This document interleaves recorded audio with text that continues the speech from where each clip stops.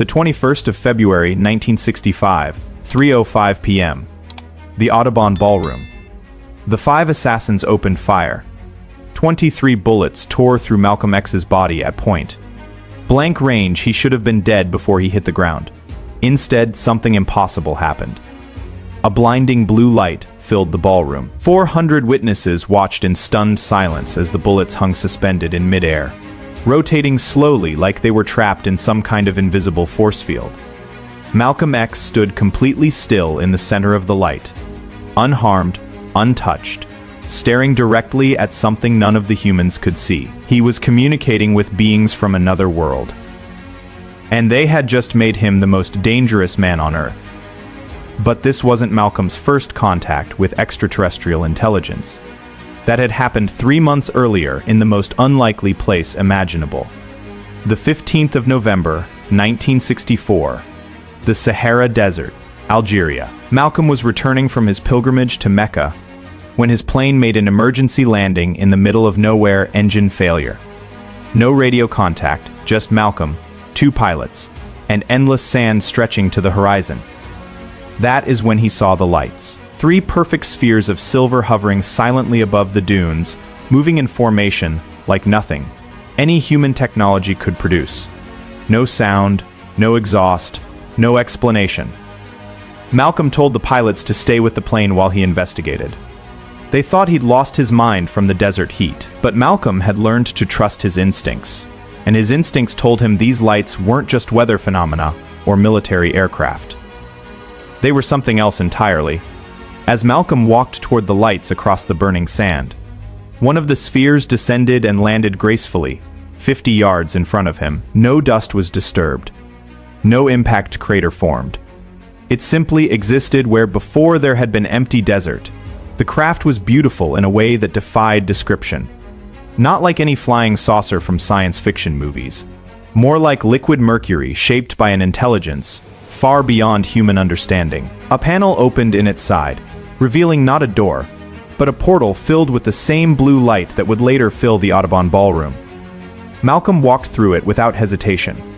Inside, he found himself in a space that seemed impossibly larger than the craft's exterior. Walls that weren't walls, filled with patterns of light that somehow conveyed meaning directly to his consciousness.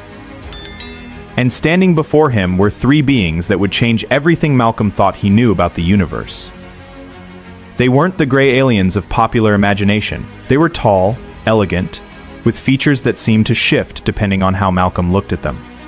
Sometimes human-like, sometimes utterly alien, as if his mind couldn't quite process their true appearance.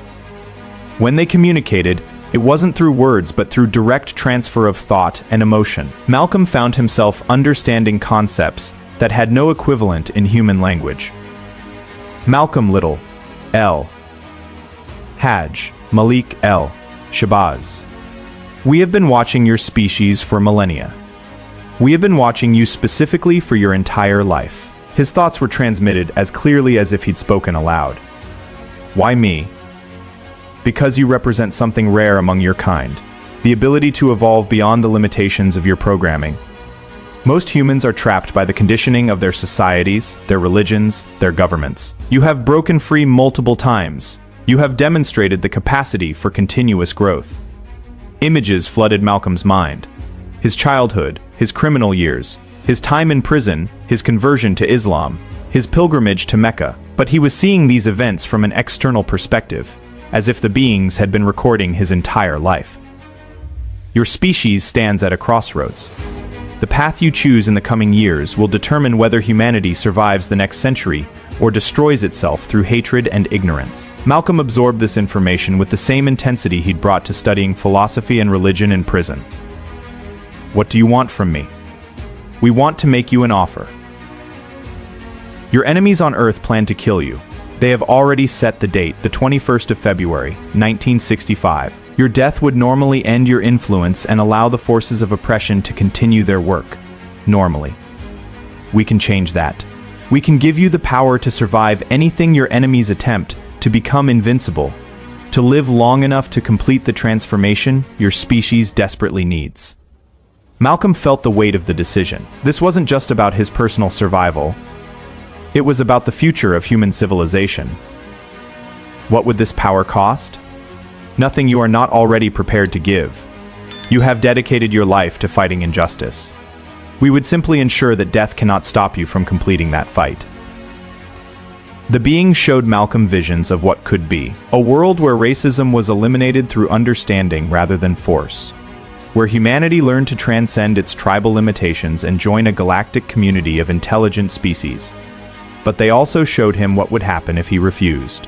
His assassination would succeed. The civil rights movement would fragment. Humanity would continue down a path of self-destruction that would ultimately lead to extinction. The choice is yours. Malcolm Little. Accept our gift and become humanity's guide to a better future. Or accept death and leave your species to face its fate alone. Malcolm had spent his entire adult life searching for truth, for purpose, for a way to serve something greater than himself. Standing in that impossible craft in the middle of the Sahara Desert, he found all three. I accept. What happened next transcended every category of human experience. The beings didn't just grant Malcolm invincibility. They rewired his consciousness, expanded his awareness, connected him to a network of intelligence that spanned the galaxy. Malcolm could suddenly perceive reality at levels he'd never imagined. He could see the electromagnetic patterns that governed human behavior. He could sense the intentions of others before they acted. He could manipulate probability itself through focused will. Most importantly, he could access information from civilizations thousands of years more advanced than Earth. Knowledge about energy, consciousness, social organization, and technologies that would seem like magic to contemporary humans. Use these gifts wisely, the beings told him as the experience concluded. Remember that power without wisdom is destruction. Your role is to guide, not to dominate. Malcolm found himself back in the desert. The craft was gone. The pilots were calling his name, having found the plane's radio mysteriously working again. But Malcolm was no longer the same man who had walked into that blue light. The 21st of February, 1965. The Audubon Ballroom. Malcolm took the stage knowing exactly what would happen. The beings had shown him this moment in perfect detail. He could have avoided it, could have changed the timeline, could have prevented the assassination entirely. But he understood, now that humanity needed to witness something impossible. They needed proof that the universe was larger, more mysterious, and more hopeful than they had ever imagined. As the five assassins drew their weapons, Malcolm activated the gift the extraterrestrials had given him. The bullets fired normally, but as they approached Malcolm's body, they encountered a field of energy that existed slightly outside normal space-time. To the witnesses, it looked like the bullets had simply stopped in midair. In reality, they had been redirected to a parallel dimension where they could cause no harm. The blue light that filled the ballroom wasn't just for dramatic effect. It was a signal broadcast on frequencies only certain advanced civilizations could detect. Malcolm was announcing to the galaxy that humanity had produced an individual worthy of contact. As Malcolm stood unharmed in the center of that impossible light, he spoke words that would transform human understanding forever. Brothers and sisters, what you are witnessing today is not a miracle. It is science. Science from civilizations far more advanced than our own. Civilizations that have been waiting for humanity to prove it, is ready to join a larger community. The assassins had collapsed in terror. The 400 witnesses sat in stunned silence. But Malcolm continued, his voice carrying impossible authority. For too long we have fought over the color of our skin, the names of our gods, the borders of our nations. But we are not alone in this universe. And those who watch us from the stars judge us not by our race or religion, but by our ability to transcend hatred and embrace wisdom. Malcolm raised his hands, and somehow every person in that ballroom could feel the presence of intelligences vast and benevolent, watching humanity with the patient hope of teachers waiting for their students to finally understand an important lesson. The beings who have contacted me offer humanity a choice. Continue down the path of division and self-destruction and face extinction. Or choose unity, choose growth, choose to become worthy of joining a galactic civilization that has existed for millions of years. In the months that followed Malcolm's demonstration, everything changed. The footage of the impossible event, broadcast worldwide, could not be dismissed or explained away. Scientists confirmed that no known technology could produce the effects witnessed.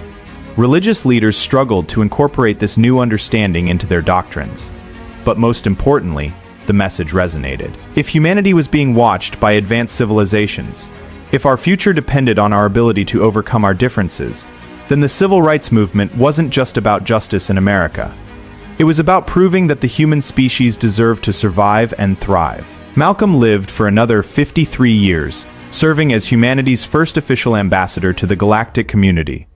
His mere presence could calm the most violent conflicts. His words could inspire transformation in the hardest hearts. Under his guidance, humanity made contact with 12 different alien civilizations. We learned technologies that eliminated poverty, disease, and environmental destruction. We discovered philosophical and spiritual traditions that had evolved over millions of years. But perhaps most importantly, we learned that we were not alone. We were part of an infinite community of consciousness, all working together to ensure that intelligence and compassion would ultimately triumph over ignorance and hatred. The assassination attempt that was meant to silence Malcolm X had instead announced humanity's readiness to join something far greater than itself. The 21st of February 1965 became known as Contact Day, the moment when humanity officially entered the galactic community. Malcolm X had made contact with extraterrestrials. They had made him invincible, and through him, they had made humanity worthy of the stars. The boy from Omaha, who had started as a criminal, become a minister, transformed into a revolutionary, and evolved into something unprecedented, the first human being to successfully bridge the gap between Earth and the cosmos. When Malcolm finally died peacefully in 2018, at the age of 92, his funeral was attended not just by millions of humans from every nation on Earth, but by representatives of the 12 alien civilizations he had introduced to our world. His legacy wasn't just civil rights or human dignity or social justice, though he had secured all of those. His legacy was proving that no matter how divided, how hateful, how seemingly hopeless a species might appear, the possibility for transcendence always exists. All it takes is one individual brave enough to walk into the unknown, and wise enough to accept help when it is offered. Malcolm X had done both. And in doing so, he had saved not just the civil rights movement, not just America, not just humanity, but had secured our place among the stars for all eternity.